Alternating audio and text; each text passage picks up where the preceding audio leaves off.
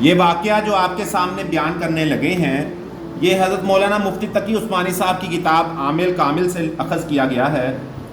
حضرت شیخ عبد القادر جیلانی رحمۃ اللہ علیہ کا واقعہ ہے کہ وہ تشریف لے جا رہے تھے، دیکھا کہ کچھ عیسائیوں نے کچھ مسلمانوں کو پکڑ رکھا ہے اور ان کو یہ طنز و طعن کر رہے ہیں کہ ہمارے گرجا اور ان کی عمارتوں کو تو دیکھو، نہایت مضبوط اور نہایت مستحکم ہے، نہ دراڑ نہ شگاف نہ پھٹن، اور تمہاری مسجدوں کو تو دیکھو تو نہایت کمزور، کہیں شگاف ہے تو کہیں پھٹن ہے۔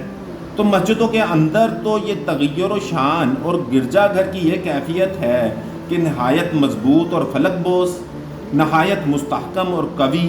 تو گویا وہ لوگ اس طرح یہ حقانیت بتلا رہے ہیں اور طنز و طعن کر رہے تھے کہ ایسا کیوں ہے۔ اتنے میں حضرت شیخ عبد القادر جیلانی رحمۃ اللہ علیہ پہنچ گئے۔ اب بڑے صاحب کرامت تھے، فرمایا اس کی وجہ یہ ہے کہ ہماری مساجد میں قرآن پڑھا جاتا ہے اور تمہارے گرجا گھروں میں قرآن کی تلاوت نہیں ہوتی۔ قرآن کی شان یہ ہے کہ لو انزلنا هذا القرآن على جبل لرأيته خاشعا متصدعا من خشیۃ اللہ۔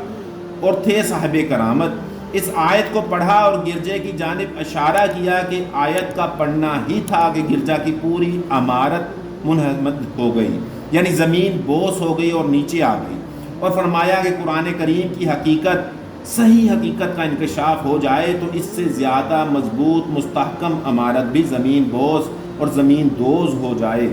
مگر حق یہ ہے کہ ہم ان حقیقتوں کو اپنے اندر نہیں اتارتے۔ جیسے کسی شخص نے ایک عالم سے اشکال کیا تھا کہ اس کی کیا وجہ ہے کہ جب تجلی ہوئی تو پہاڑ ریزہ ریزہ ہوا اور موسیٰ علیہ السلام محفوظ رہے۔ یہ ایک عجیب و غریب سوال کیا، انہوں نے اس کا بڑا اچھا جواب دیا۔ فرمایا کہ دیکھو، بلڈنگوں پر اگر بجلی گرے تو وہ ٹکڑے ٹکڑے ہو جاتی ہے اور پھٹ جاتی ہے، مگر خاص قسم کے تار بلڈنگوں پر لگا دیے جاتے ہیں، اگر بجلی گرے تو وہ اسے جذب کر کے زمین میں اتار دیں، اس عمارت کو محفوظ رکھیں۔ تو جب تجلی ربانی ہوتی ہے تو استعداد اور قبولیت کا ایک خاص تار اور کنیکشن موسیٰ علیہ السلام میں موجود تھا، جس کے نتیجے میں صرف بے ہوشی کی نوبت آئی، اور پہاڑ میں استعداد کا تار اور کنیکشن نہیں تھا، وہ ریزہ ریزہ ہو گیا۔